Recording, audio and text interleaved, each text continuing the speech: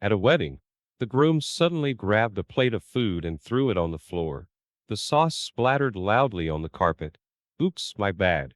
Slipped my hand, haha, he said, looking down at me with a laughter, and announced to everyone, my friend sitting here with us is a janitor. He's used to handling dirty stuff, so let's leave the clean up to him. Please, janitor. When I refused, the bride stood in front of me and said, my husband called you society's trash, haha. Don't you dare defy the elite, trash. Then, my wife appeared behind the bride and tapped her shoulder. With a big smile, she said, I'll ask my dad to take away the groom's desk at his workplace.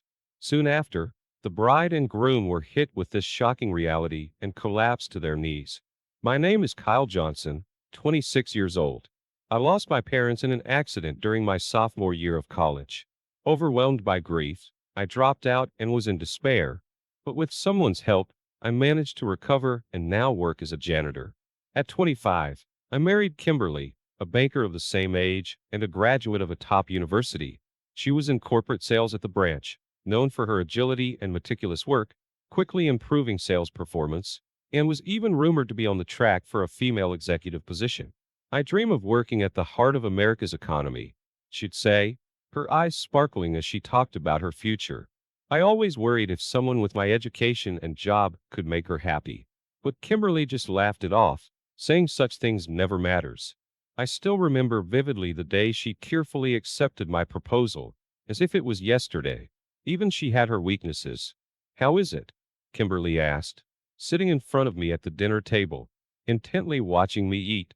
The cream pasta she made, after coming home early from work and following a recipe video, wasn't great, to be honest. The pasta was overcooked, the sauce bland, and the broccoli too hard. But I was really happy with the effort she put into it, regardless of the taste. Yay, it's delicious. Trying to eat heartily without her noticing.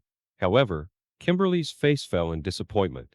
Kyle, your nose swells when you lie, she pointed out. I quickly covered my nose with my hand. Why? I followed the recipe exactly.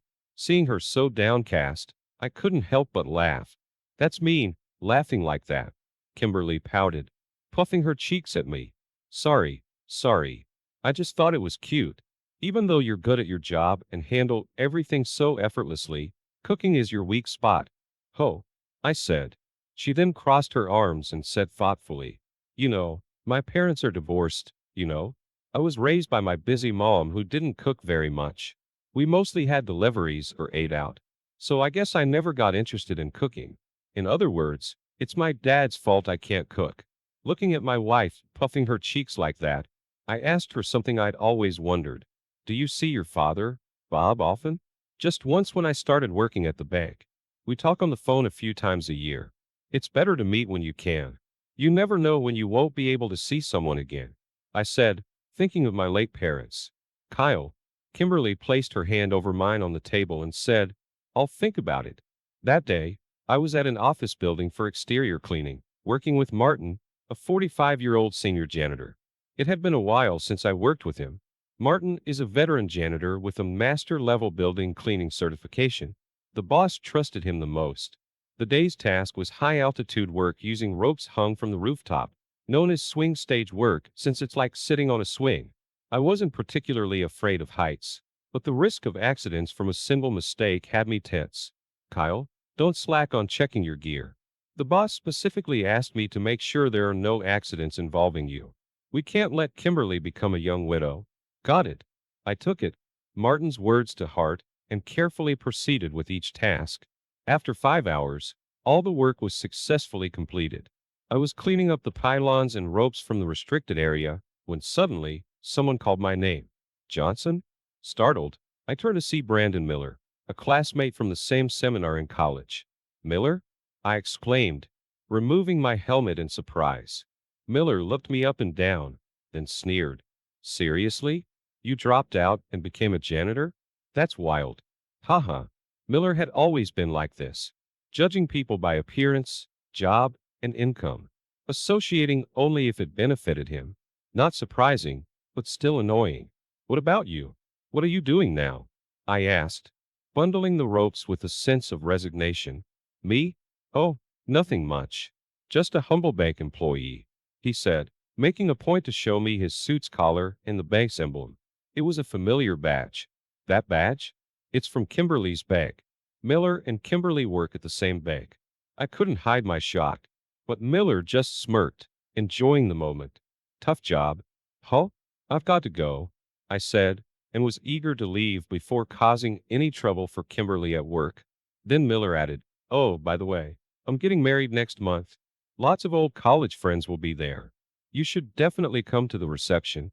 Everyone will be thrilled." Hearing that, I spat in disgust in my mind. Why on earth I would bother attending a wedding like yours? But I maintained composure, especially since he was Kimberly's colleague. It seemed best to keep things neutral for now, considering the current unclear nature of Brandon and Kimberly's relationship. Congratulations. I'd love to celebrate, but unfortunately, on second look, Miller's grin widened seeing my face. He must be thinking I was too ashamed of my background to attend an elite wedding and want to make me go out of my way to make excuses for my absence. Probably planning to make me the butt of jokes. Fine, if that's how it is, I'll show up with pride. I have nothing to be ashamed of in my life. I had lost my coolness by then and declared with a smile, "Ah, I'd be happy to attend." Surprised, Miller looked at me with eyes shining like a hyena spotting prey. His mouth twisted into a wry grin. Guess coming up with some humiliation for me at the reception in front of his elite group. Great. I'll send an invite, he said, leaving. I watched him go, already regretting my impulsive acceptance. Later, I received the invitation from Miller. No way. Kyle, you know Brandon, she Miller. At night, when Kimberly got home, she saw an invitation addressed to me among the mail on the table. She spoke to me as I was preparing dinner in the kitchen. He was in the same seminar at college. He says he works at the same bank as you. Did you know that? Know it? He's my peer. He transferred to our branch at the same time as me. We're working together in corporate sales. Look, Kimberly said, pulling out a similar invitation from her bag and showing it to me. Are we both going to the same wedding reception? I regretted my decision to attend even more after learning that Miller and Kimberly were working in the same corporate sales department at the same branch. It's a small world. I can't believe Miller is your friend. From now on, no matter how irritating he is, I'll try to build a better relationship, Kimberly said reflectively while eating dinner. What do you mean by that? I asked, curious. Well, actually, Kimberly began to tell me about her experiences with Miller. He worked in the same corporate sales department but was arrogant, looking down on colleagues because of his family background and education. This attitude disrupted team dynamics and worsened the workplace atmosphere, negatively impacting others' work. Although Kimberly, with her top university degree and high sales performance, wasn't looked down upon, Miller seemed envious, blatantly accusing her of using her femininity to her advantage. Moreover, he had been making rough loans to clients to meet quotas, and when Kimberly gently warned him, he yelled, "Don't you dare talk back to me." I hate to say it, but he's a terrible person. I had decided to stay away from him. He's not my friend. I interrupted, slamming my chopsticks down in anger. I couldn't hide my anger at Kimberly's story. Huh. Aren't you good friends? Being invited to his wedding? It's okay. He's been rotten since in college. You don't have to deal with him anymore. Sorry for causing you distress. I spat out bitterly. Why are you apologizing? Haha. Kimberly laughed, looking at me curiously. She seemed a bit surprised, as I usually don't show negative emotions in front of her. Right. I forced a smile, but my agitation was evident. I couldn't stand Miller's casual remarks about Kimberly, which disrespected her just because she was a woman, knowing how hard she worked every day and returning home exhausted. Kimberly wasn't someone who would use her femininity to get ahead. I knew her sincerity and straightforward nature better than anyone. I met Kimberly 3 years ago, while cleaning the floors of a large building housing several major corporations. In addition to daily cleaning, we had a contract for monthly thorough cleanings. That day was for cleaning the floors of the lobby and corridors, which required partially taping off areas to keep them walkable while using specialized equipment. The work went smoothly, and the dirty floors were quickly shining again. I love this moment of looking back at my work. Just a bit more to go. Let's keep it up, I muttered, psyching myself up. Then, A young male office worker returned from outside and passed by me. As he did, he tossed a trash bag onto the floor cleaned with detergent, saying, "Take care of this too." I picked up the bag to look inside. The trash bag he left behind was filled with leftovers from a convenience store lunch or coffee cans, probably eaten at some park during his outside work. "Hey, wait." I called after him, but he walked away without turning back. It got me mad, but held back, bearing not to cause trouble that could risk our cleaning contract. Just then, a woman snatched the trash bag from my hand and dashed off after the young man, yelling, "Wait, please," as she chased him down. I watched in amazement as the woman confronted the man. "You should clean up your own trash. Even a kindergartner knows that," she scolded, handing the garbage bag back to the man waiting for the elevator. Reluctantly, he accepted it and got on the elevator. The woman then ran back to me, smiling, and said, "I used to be in track and field." I was instantly captivated by her carefree smile. It was love at first sight. We awkwardly exchanged contact information, something I had never done before in my life. This was how I met Kimberly. She's full of justice and has a straightforward way of looking at things. My wife is not someone to be belittled by a jerk like Miller. I was only worried that she would be further troubled by him. Should I cancel the wedding invitation now? No, it might be too late and cause trouble. Miller doesn't know we're married, so it might be better to act like strangers at the reception. We got married when you were at your previous branch, so no one from work should know me. I told Kimberly I didn't want to add to her troubles with my issues. Why? Why should we hide it? Kimberly looked puzzled, understandably unaware of the situation. To avoid some trouble, okay. Seeing my serious face, she reluctantly agreed. On the wedding day, the reception was held at a top-notch hotel in downtown with 500 guests, a grand affair. Miller's bride was a 23-year-old woman named Marilyn, the daughter of a man of wealth who owns a chain of restaurants. The IPs, probably business associates of the bride's father, were spotted around. I was seated at the friend's table on the groom's side, while Kimberly, pretending to be a stranger as promised, sat at a bank associate's table a little away. As soon as I took my seat, I felt the cold stares of Miller's acquaintances. They started ostentatiously updating each other on their recent achievements. Major securities firms, leading construction companies, top trading companies. The names of big corporations flew around. Then, a man named Smith sitting next to me struck up a conversation. "Long time no see, Johnson. It's been what?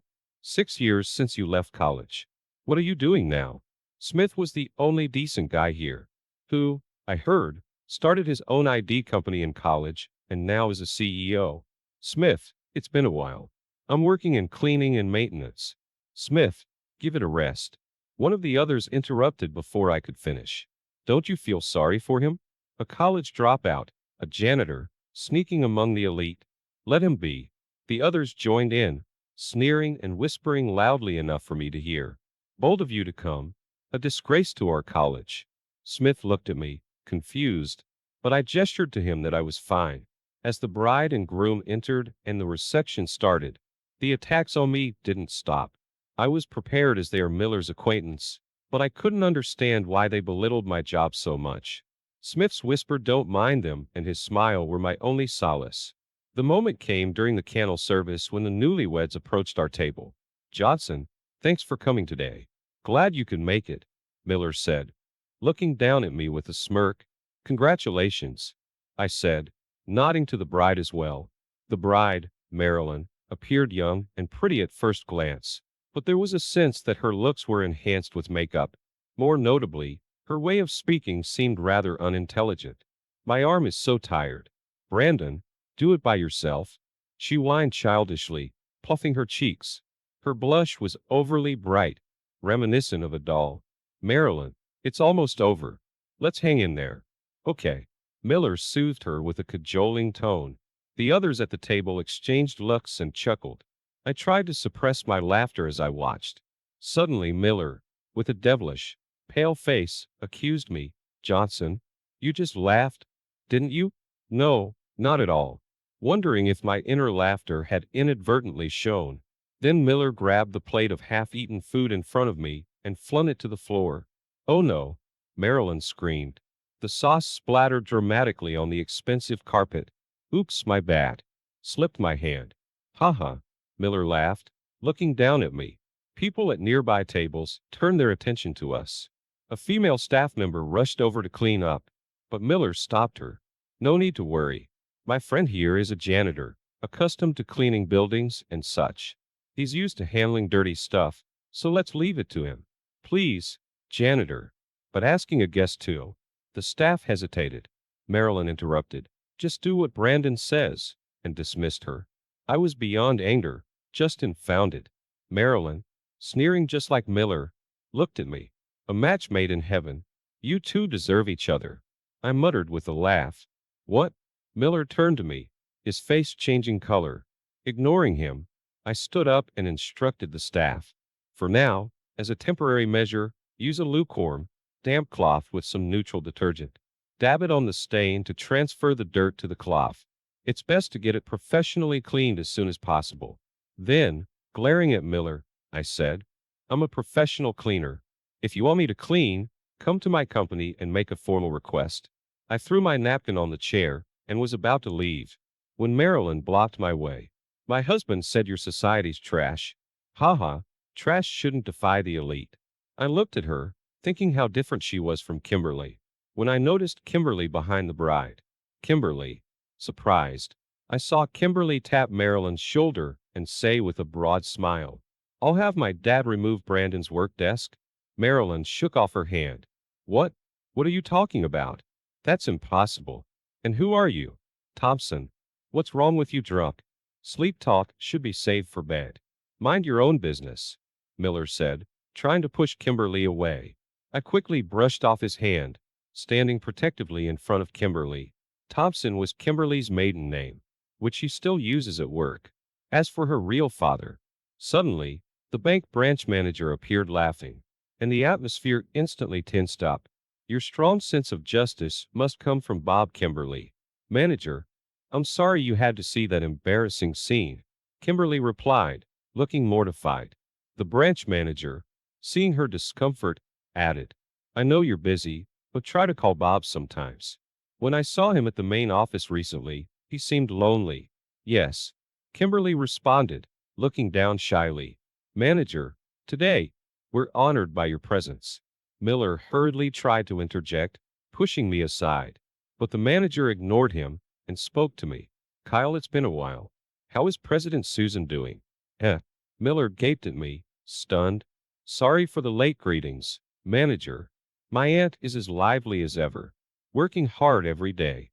The manager nodded and smiled, saying, I heard she's launching a new welfare-related venture. With you as her successor. She must be excited about her work. Miller and Marilyn looked at us, utterly confused. Manager isn't her father. This guy, he's not just a janitor, right? The manager replied, looking exasperated. You didn't know her father is Bob, the head of the Human Resources Department.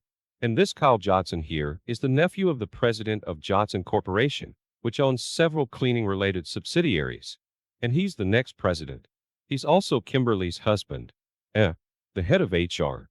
The next president. Her husband. Miller panicked, stepping back with a pale face. Marilyn was also flustered, but he was wearing work clothes, doing building cleaning. Miller exclaimed. The manager, looking impressed, turned to me and said, It's the president's policy that all employees involved in management, especially executives, must undergo several years of training on site. Knowing the hardships of the field is crucial for company management. Truly a remarkable company. Turning to Miller, he continued, Johnson Corporation is a major client of our branch. If this incident leads to a cancellation of our transactions, you'll definitely be sent out. And with the HR head's impression of you now soured, there's no saving you. Well, try your best with your lovely bride wherever you go. The manager chuckled. I have another appointment, so I'll be leaving now, and left. Manager. Such a thing. Miller and Marilyn hesitantly turned to us. Thompson. Johnson. Miller tried to speak. His face contorted with a fake smile. Sorry, Miller, but we'll be leaving now. As the next president, I need to discuss changing the main bank with my aunt.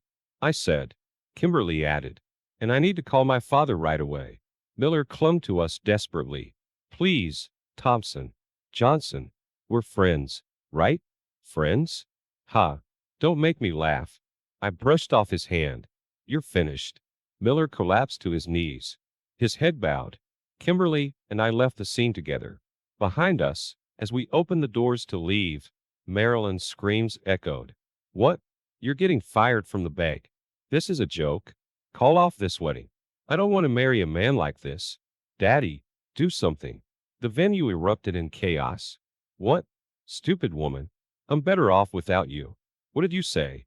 We heard them arguing and looked at each other, laughing.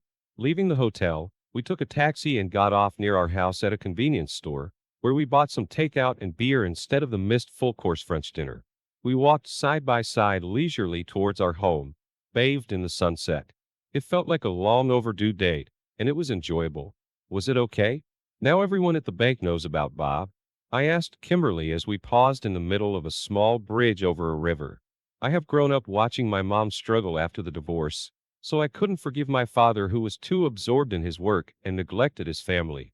That's why I worked desperately hard, choosing a general position often said to be too challenging for a woman.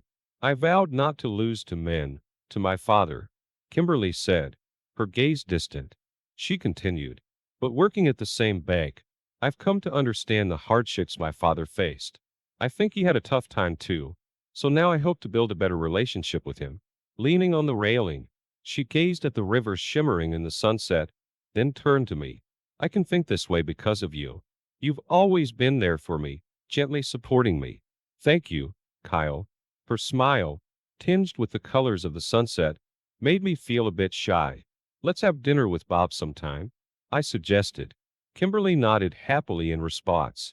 Later, according to Kimberly, Brandon Miller's wedding reception turned into a disaster. It ended up in a huge fight involving not only the bride and groom, but also their parents and relatives who were initially against the marriage. The reception was, of course, called off, and the couple separated, leading to a broken engagement. As for Miller, he was transferred to a subsidiary of the bank, effectively removed from the fast track to success. Since that incident, he reportedly became much quieter, though I wondered if people could change that quickly. You'll surely show his true colors soon enough. A few years later, Kimberly was transferred to the main branch, working in the Human Resources Career Group, supporting and conducting training programs for female employees. She was actively involved in creating a work environment where women could balance child rearing and their careers, gaining media attention as a potential female executive. As for me, I completed my on-site training and was receiving full-fledged successor training under the company president. You're starting to look good in a suit. I wish my brother and sister-in-law could see you. Dressed in an unfamiliar suit during our rounds to clients, the president said tearfully I spent my days accompanying her. At the end of a day, I found myself on that familiar bridge, watching the sun set. I felt particularly grateful for finding a fulfilling job. I wished I could tell my past self who had lost his parents and dropped out of college in despair. Your future is incredibly happy. Kyle? Startled, I turned around to see Kimberly approaching with a smile, waving her hand. Welcome back. You're home early today. She approached me, slightly embarrassed, and said, I left work early today. Went to the hospital? What? Are you okay? I asked, concerned. Kimberly didn't answer directly but smiled, tears in her eyes, and pulled out an ultrasound image from her bag, hiding half of her face with it. I'm 3 months pregnant. Overwhelmed with joy, I hugged